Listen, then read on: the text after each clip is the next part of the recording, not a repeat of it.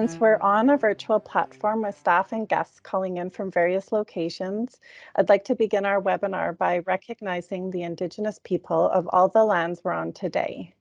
In Canada, we acknowledge the ancestral and unceded territory of the First Nation, Métis, and Inuit peoples. I want to acknowledge and extend my appreciation to the Indigenous peoples of all the lands we're on today in this virtual environment. So for our webinar series, Your Project Environmental Needs from Planning to Construction, it's our intention to help you understand what it takes to get your project ready for construction. As we work together to navigate the project complexities, we can help set your project up for success. For this webinar series, we've developed a fictitious linear development project in Northern Alberta, which will be referred to by each of the speakers throughout all 3 webinars.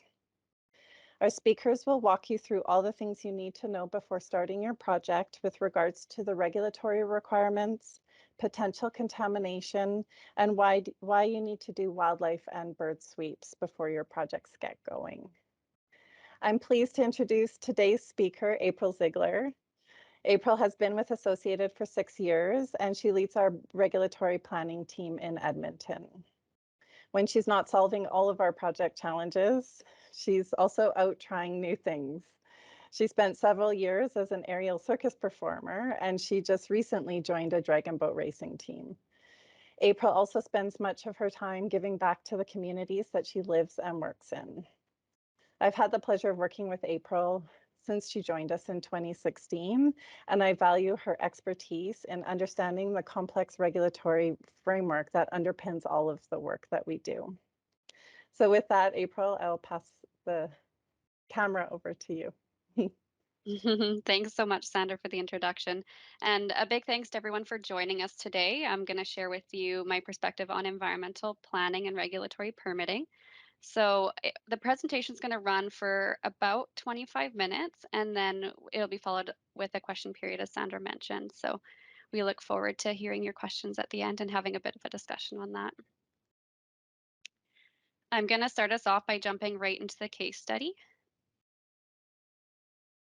So for the presentation today, I'm going to be focusing on environmental planning and permitting for this fictitious project example to help demonstrate key concepts as we work through the project from a proposal or feasibility stage all the way through to getting the project ready for tender and construction. So the proposed project is a new road alignment as shown in the figure in purple. It's connecting an existing highway to a residential road. And we've purposely chosen a terrible alignment. You can see it's crossing through quite a bit of stuff. This being a historic landfill. We've got some federal lands in here and a bunch of other stuff along the way. So we just wanted to showcase a variety of interactions with environmental sensitivities and how that relates to planning and permitting applications along the way. And as Sandra mentioned throughout the presentation, there will be a few interactive questions for the audience, so feel free to participate and have some fun with that. And then my colleagues Brent Schmidt and Brett Beaudue will be expanding on this project example, with Brent focusing on contaminated sites assessments on April 5th and Brett finishing off the series on April 12th with those pre-construction wildlife sweeps. So I'm not going to be focusing on those 2 topics today, but you will see how they kind of pop up and interact throughout. There are varying levels of environmental consideration required throughout the life cycle of projects. So we're going to start with some of the early planning considerations. At the initial stages of the project, whether it's proposal, concept, feasibility, any point before the alignment for the new road is set, environmental consideration is important. It allows us to identify the potential environmental risks or sensitivities that may be present. We can gain a basic understanding of the potential permitting triggers and consider project timelines, which would include any additional assessments that may be required to meet those permitting requirements or whatever else might come up in that initial review. So by doing this environmental review early in the design process, it allows for the potential to change the alignment, maybe avoid sensitive features without creating a ton of rework on the engineering side. And depending on the stage of the project and the information that we have available, this initial review can generally be done at a desktop level. We use government databases, which many of you might be familiar with, such as APA Data, ASIMS, WMIS for Fish and Wildlife. And we also like to use high quality aerial imagery to start building our knowledge on the project area. These desktop assessments, especially at the preliminary stages, are not overly time consuming and can really tell us a lot. Where information is limited, though, especially in areas where there hasn't been previous assessment or a lot of development, then a field assessment can also be really beneficial to confirm the desktop findings or environmental features. So we're going to dive into our first poll of the day with the mapping provided so far. I know it's not a lot, but just off the top of your head, what environmental sensitivities or sensitive features jump out to you as a potential risk for this project?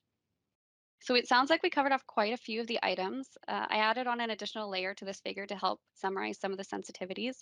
So just from a high level review, we have quite a bit to consider. I'll start with land use and zoning. So we can see that the proposed project passes through 3 different jurisdictions. So we have the First Nations Reserve here, potentially some Crown land or provincial Crown throughout the middle of the alignment, including the watercourse crossing, and then connecting into that municipal land off to the right side of the screen there. In addition to that, we also have vegetated areas. So I think someone mentioned that in the chat as well, which could provide wildlife habitat. Definitely wetland areas, so potential for aquatic habitat. We have a historical resource value area, which you wouldn't have known from looking at the map, but that's one that seems to sneak up quite a bit. So that's provincially designated values to denote potential for archeo, paleo, or cultural considerations, maybe previous findings or designated sites. And the watercourse crossing, which most people mentioned, which has the potential to provide fish and fish habitat. And then, as we noted, there's also a historic landfill, so that's likely groundwater considerations as well, which Brent's going to be discussing in his presentation next week. And generally, this desktop information can be presented in the form of an environmental overview report or environmental evaluation. You might be familiar with that term as well, depending on the client requests or expectations. And this is a really good jumping off point for a project to determine what additional assessments may be required and start to lead us into the permitting considerations as well. And what we can grasp from this already is that it's a pretty complex fake project that we've created.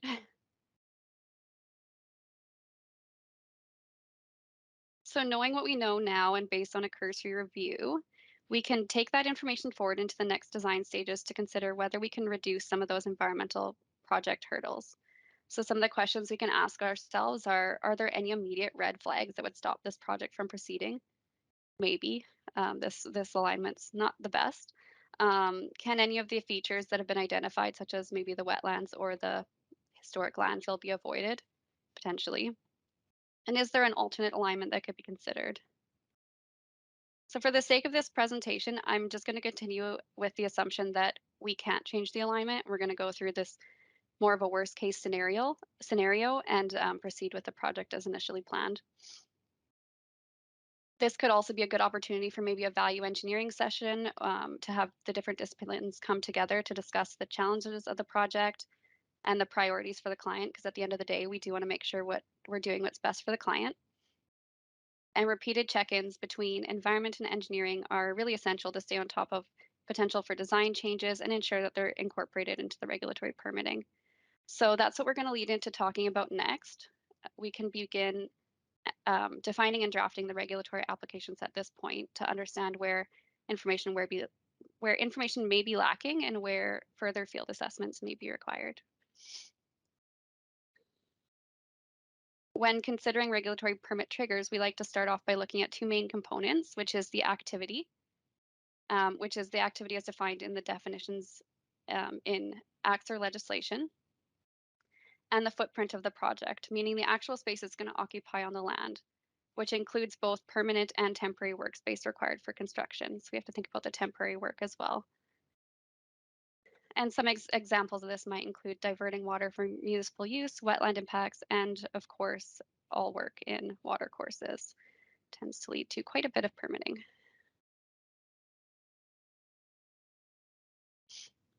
So as I mentioned, we're going to assume that we're moving forward with the road as proposed. So let's lead into a discussion on the permitting what the permitting might look like for that.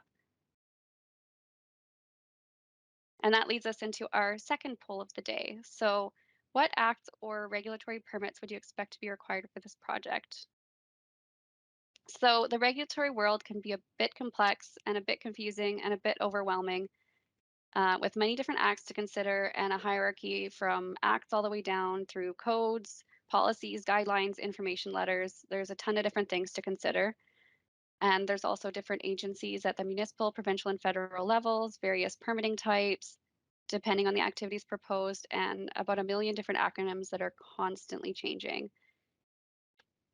So the regulatory world is a little bit complex.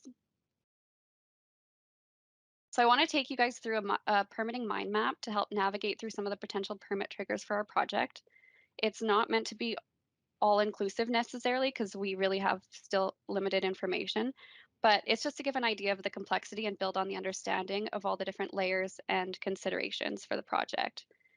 I'm going to caveat it that it does not include acts that would just have regulatory compliance requirements. So we're going to be focusing just on permit applications today.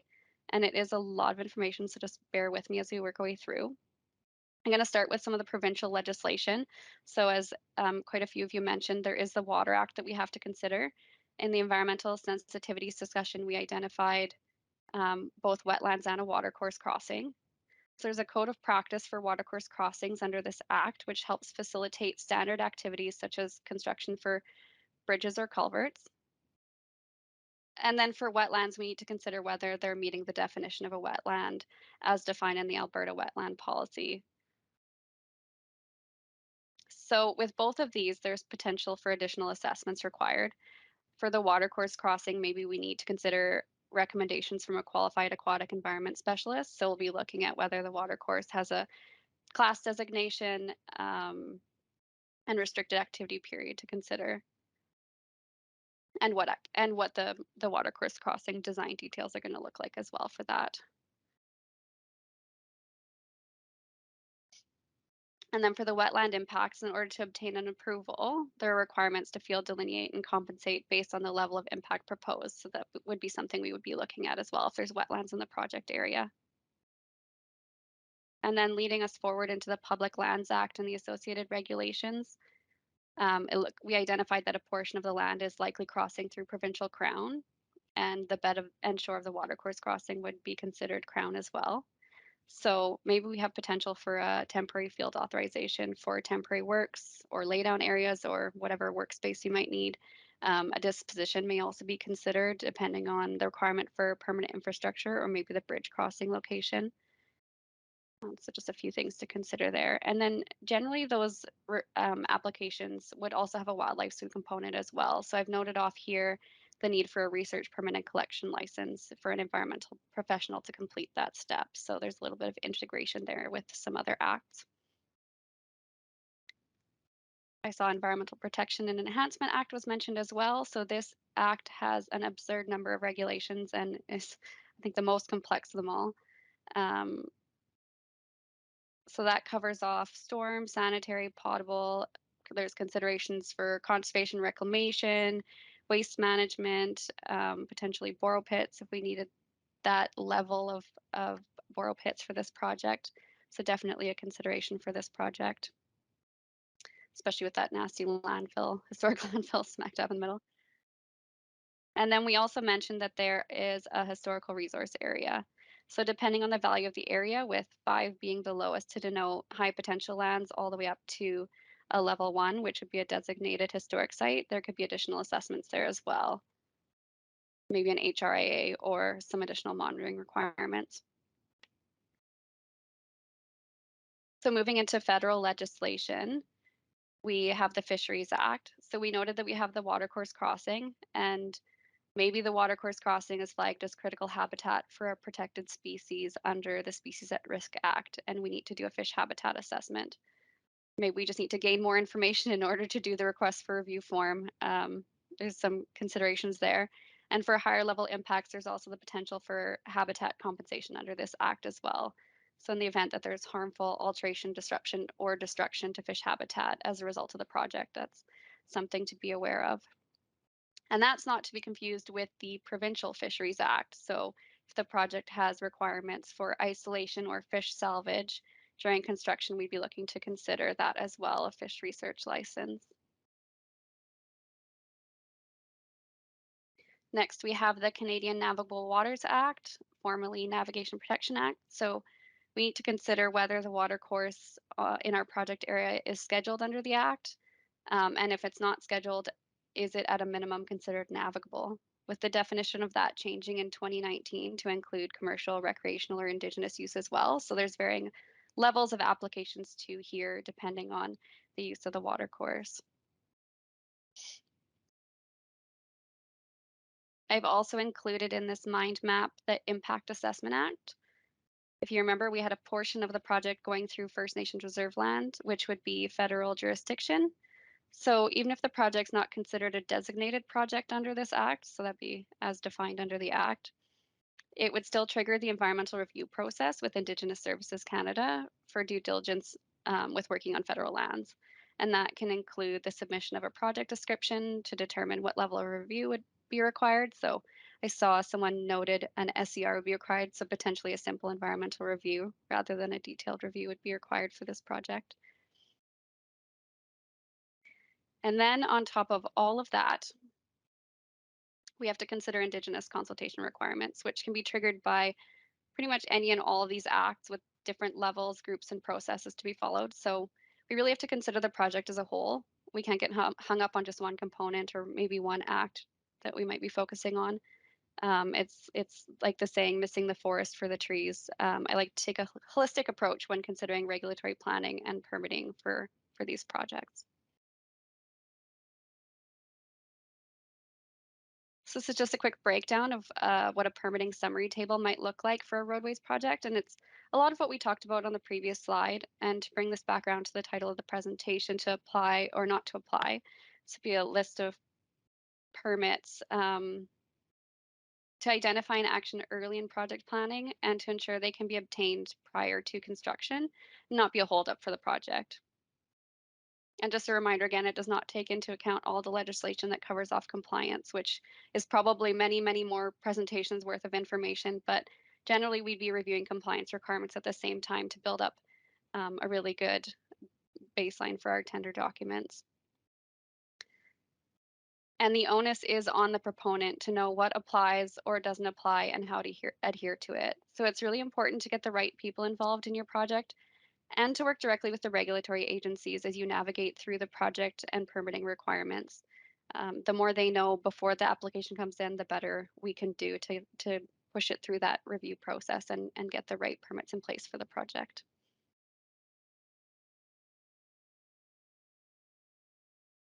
There's also a whole host of things to consider when integrating the environmental components into the project schedule. For the planning and permitting side of things, field assessments generally need to be completed in the growing season to get accurate information for your wetland delineation, for your fish habitat assessment. Same for HRIAs. Generally, you need to have non-frozen ground conditions for those. And they need to be considered upfront in addition to the agency review timelines. So we have the time to complete the field assessments, the applications, and then the time for them to review once we actually get it submitted, which can be for some applications months, some up to a year. We've seen that with the Public Lands Act disposition applications, depending on the type of the application and the complexity of the project. In addition to all that, we also need to consider that the right level of design information is available in order for the permits to be accurate to what is proposed and meet the requirements of the applications in order for them to be issued. So those need to work hand in hand as well throughout the process. So the earlier we can consider all of these items, the better. I mentioned restricted activity periods briefly in the permitting slide, which is also a big consideration. So when can you actually do the work once you get the permits in place? So I've included on the right-hand side of this slide an example restricted activity period wheel that we've put together for a previous project. And it showcases a bit of the complexity around overlapping requirements between the in-stream and upland areas. So I think you see we flagged bull trout hatching and migration. There's a general restricted activity period for the watercourse as well. There's a key wildlife and biodiversity area. So the ungulate considerations and migratory bird nesting as well. And nesting bird seems to be a challenging one. So tune into Brett's presentation to learn more about that. And then I also have flagged here Indigenous consultation. which can be challenging to incorporate into the project schedule because although timelines are generally set out in Alberta, especially as it relates to regulatory permitting requirements, it does require ongoing touch points with potentially affected nations in order to be considered meaningful consultation. And I think this project in particular would be a good example of one that would have complex consultation given the new levels of disturbance and the number of sensitivities and differing land use throughout the project area. Something to consider alongside all of that. So before we go to construction, generally we're confirming that all permits have been received prior to project tender. We like to compile all the documents into a regulatory approvals package, which some of you might have seen if you've worked on projects with us before. That way, any additional permitting conditions that may come out of those review processes can be incorporated into the project documents and action before the start of construction. Some examples of that might be additional wildlife sweep requirements or the requirement to notify regulators a certain number of days before projects start. Another common condition that we see is pre-construction document requirements, such as an erosion and sediment control plan that's specific to the project. And all these conditions and requirements are so important because they help to mitigate the potential environmental risk that could result from the project's construction and proceeding forward. Don't want to overlook them. And by completing proper planning and adhering to the permits that have been obtained, it helps the project team to avoid things such as legal implications, like fines or non-compliance files, project delays, potential for extra project costs. I'm sure a few of us have dealt with nasty delay claims at some point. And of course, damage to ours and our clients' reputation. So we want to work hard up front to avoid all this on the from occurring during construction. Project planning can lead to project success. And in reality, this project, probably we would have been able to minimize quite a few of the risks. Alignment considerations would probably be a big thing. But there are scenarios where it's unavoidable, and it's good for us to understand and plan for those scenarios too.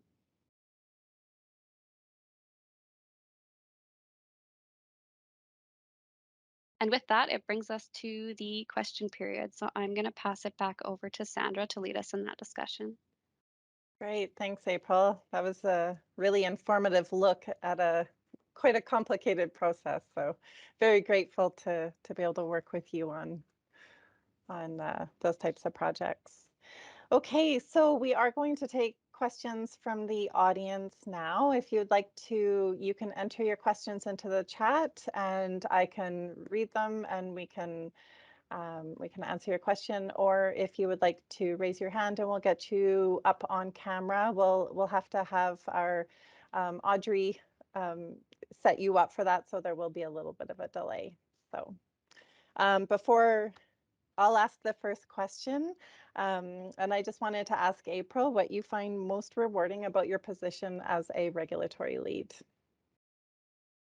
Thanks, Sandra. I absolutely love working with clients to navigate through all the requirements and be that conduit to the regulators as well.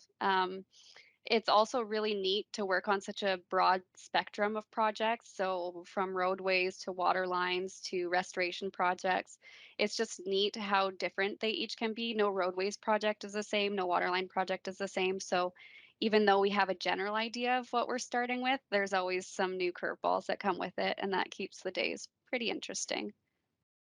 Okay, we have one in the chat. If you have a project similar to the sample here with significant regulatory approval requirements, how do you track the status throughout the project and communicate that with the project teams and the client? That is a great question, Sarah. So we have a regulatory database that we have created internally that we use to track projects from submission all the way to receiving the approvals. So what we can do is print out basically snapshots in time of where our projects are at and what permits are outstanding, and bring that to our project check-in meetings to give updates to the project team and clients. So it's a pretty easy tool to understand what's outstanding and what we need to push on. Great. Thanks, Sarah, for that question. Okay, we have another question from Karma.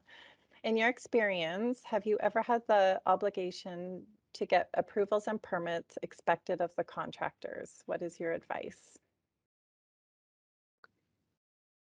There has been a few scenarios, and that one's a little bit challenging because when we're representing on the engineering side and the ones obtaining the construction permits, um, generally we don't like to cross onto the contractor side. I don't know if you want to add to that, Sandra. I think you have a little bit more experience with that than me. Yeah, it depends on who the responsibility lies with, and so if it's for the contractor to adhere to that permit or approval, then it is best if they get that themselves. Otherwise, we would be the permit holder and we'd have to do all the updates. So it really just depends on how that project is set up and who should be the permit holder of that. Hopefully that answered your question, Karma. It looks like we have another question here from County of Grand Prairie. Thanks, Cassandra. Oh, thanks, April. I No didn't see that worries. I one. just saw it pop in. She asked, where Okay. are navigable waters in Alberta? What dictates them? So they are all through Alberta, and what dictates them? There is mapping available through the transportation or Transport Canada website, but basically what dictates them is that definition around commercial, recreational or Aboriginal use. So um, navigable can mean someone likes to ride their kayak down it, or they like to use it for various indigenous uses. Maybe they're using it as um, a waterway for transportation, or even just walking down it for collection of vegetation or whatever that might be, maybe fishing use. There's lots of different things. So the definition of a navigable water is quite broad um, throughout Alberta, and then that's a federal act, so throughout Canada as well. And they are all listed on the website under the act, are they not? Not all navigable ones necessarily, since the definition change, but all Okay. scheduled ones for sure. It's a little bit more open for interpretation at this point.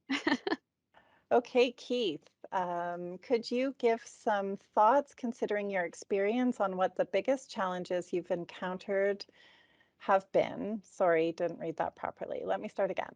Could you give some thoughts considering your experience on what the biggest challenges you have encountered have been, specifically impacting your delivery timelines? For example, which of these permits requires the most or the least effort? Maybe some thought on what to watch out for when applying. I'm going to take us back to the permitting map just to have some reference. When we're talking about least to most effort, I think that really leans on the complexity of the project in general. So, really standard projects, like if you're doing a culvert replacement, for example, would have pretty standard requirements. Like a code of practice under the Water Act is fairly minimal effort, and same with a temporary field authorization, those quick little permits that you need to put in. The code of practice has a 14-day notification period, so we're not waiting on the regulators to respond to that. Same with the TFA, it's a pretty quick response time, but where we're seeing more complex timelines and reviews is like around Water Act approval. So permanent wetland assessments have become quite a bit more complex and timely.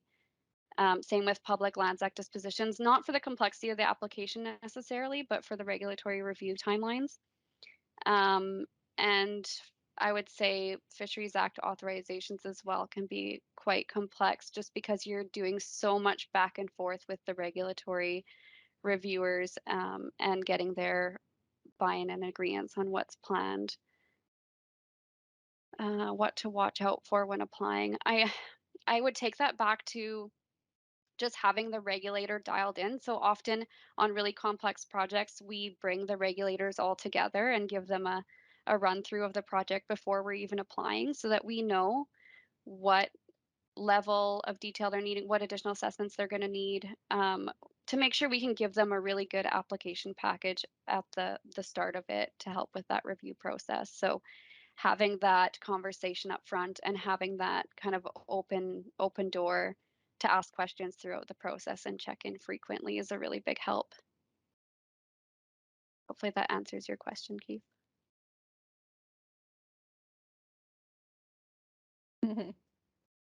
Great. And thank you, Joelle from Indigenous Services Canada. He commented on Cassandra's question about what watercourses are navigable. So he says that watercourses used by Indigenous persons for something as simple as accessing hunting and foraging grounds could be considered navigable by the Navigation Protection Program. Thanks, Joelle. So Appreciate that. Thanks for that.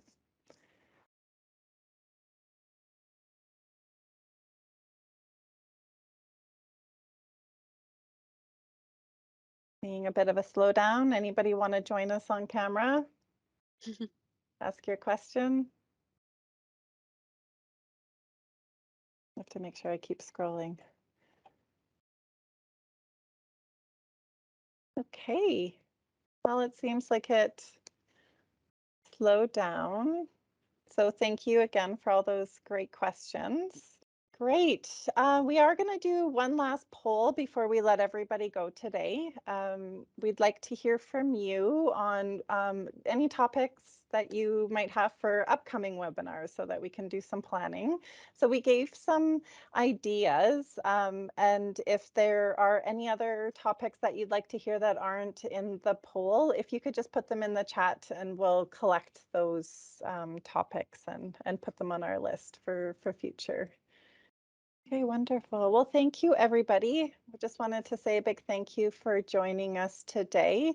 We hope that you are registered for our April 5th webinar, where Brent Schmidt will walk us through the environmental assessments and contaminated sites associated with our fictitious linear development project.